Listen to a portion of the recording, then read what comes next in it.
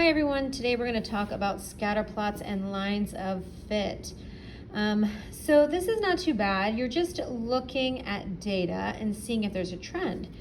You can see in this first section right here, if you were to draw a line through that data, or you can almost just see that it is a positive trend. It's going upwards. If you wrote your name on the line, it would be going up. And then this one is a negative association or a negative trend. The information is going down, and this has no association. All right, so there's different things that you can think of. And so when we have a scatter plot, a lot of times it's just data points. So maybe if I went around to everybody at school and I said, what's your age and what's your height? And then plotted that, I would have a ton of data plots, right? So we're not gonna ask if scatter plots are functions because they're probably not, but you're going to just look at all the data and see if it is a positive, negative, or no association, which would also be positive or negative or no trend. So for instance, let's talk about if I went to every kid in the middle school and I said, what is your age and what is your height? What is your age and what is your height? And then I graphed that. That would probably show a positive correlation because typically 6th graders are shorter than 8th graders. Not everybody, it's not going to be, completely a straight line, but the trend will show that it's a positive correlation. All right, and then if we look here, this is also going to be a positive correlation, and this is talking about the temperature. This side is temperature, and our x-axis is the hours after the sun sets. The sun rises. So we have 6 a.m., maybe it's 70 degrees, and then I check it at 7:10, and it's still a little bit cold, a little bit warmer. And as the day goes on, right, we live in Florida, so it's probably gonna get to 90 for sure, maybe really quickly. We have all these data points, and you should be able to see, yes, it's a positive correlation or a positive association because it is going up. All right, and then once the sun sets, now we were at 90 degrees and it is drastically starting to cool off, and maybe not even that much, right? Maybe just a little bit like that. It doesn't have to be a sharp line.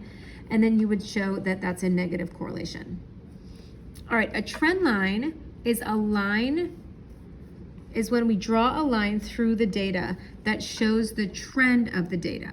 You can write an equation for that line. So what's gonna happen is we're gonna look, like right here, we're gonna look here and we're gonna say, well, I can draw a line, a straight line, so it's not connecting the dots. I'm gonna draw a straight line that goes through this data, and it's gonna kind of show me the trend. I can predict, well, the next point's probably gonna be around here. Does it have to be? No. Okay, look over here. I can draw a line going through the data that's just sort of the trend line showing me. Now on this, when we're first starting to do this, these aren't going to be exact. In other words, your answer might be a little different than someone else's. We're just looking to see, can you get most of it? We're going to talk more about that tomorrow. All right, so the next thing I want you to do is get a piece of graph paper, and unfortunately I drew these lines. This is kind of what you're going to be asked to do tonight. You're gonna have, of course, I should have drawn my words higher up because we're gonna be going through this. But we're gonna plot these points, 1, 9. Remember, the first number is going across, the second number is up and down. So 1, 2, 3, 4, 5, 6, 7, 8. Put a dot here. 2, 7. Right in the middle of my words. 5, 3, 6, 2, 6, 1. Okay, so when I look at this data, even though there's a big chunk missing, I can say to myself, well, is this positive, negative, or no association? And you can see, well, if I did have to draw a line, it would be negative association. I think that the next points are gonna be down here. All right. Now the next one is a little bit trickier because what we're gonna do here is we're gonna start off the same way. We're gonna make a scatter plot. Okay, I'm gonna plot these points.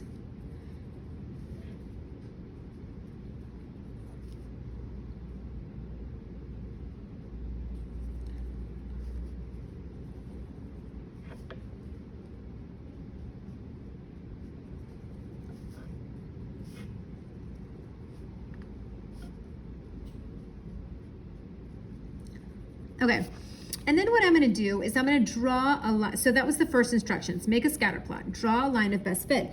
Now, when I'm trying to draw a line of best fit, I'm going to have to make up an equation for that line. So right away, I start thinking, okay, what are the two things I need to make an equation of a line? And I'm thinking, oh, I want it to be in slope-intercept form because that's the easiest one. So I'm going to look for the slope and the y-intercept. And sometimes I try to make that work, like, oh, if it, you know, I could go here, but why not try to make it 1? But sometimes it sort of messes up my slope. So when I just naturally draw a line through here,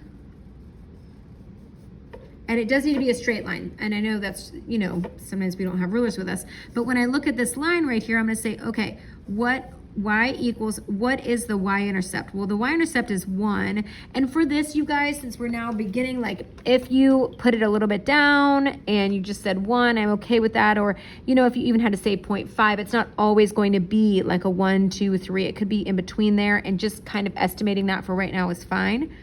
So we know it's a +1, and then let's go see what our slope is. Well, I kind of made this conveniently really nice, but if you look, my slope is 1. You know, I look here at 1, 1, 1, 1. It kind of curves, so I guess my line isn't totally straight. But I would say with that, a slope of 1 is fine. So the equation of my line is y equals x plus 1.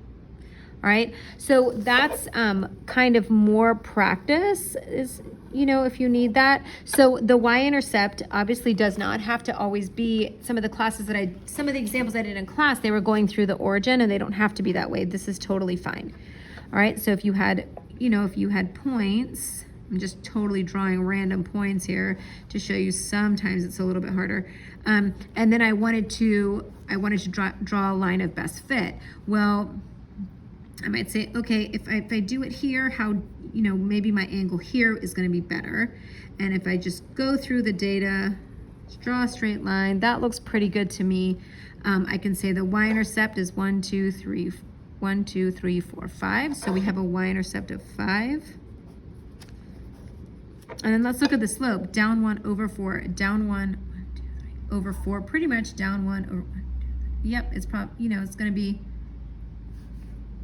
right through here. So to me, that is totally fine, a slope of 1/4. So you're just getting a vague idea today. You're just putting close. So when I post the answers tomorrow, if you're a little bit off, it's going to be all right. Okay, hopefully that helps. I know it's a really short video today. And tonight your homework is page 124, 15 through 21. You are going to need graph paper. So hopefully you have some of that. See you tomorrow. Bye.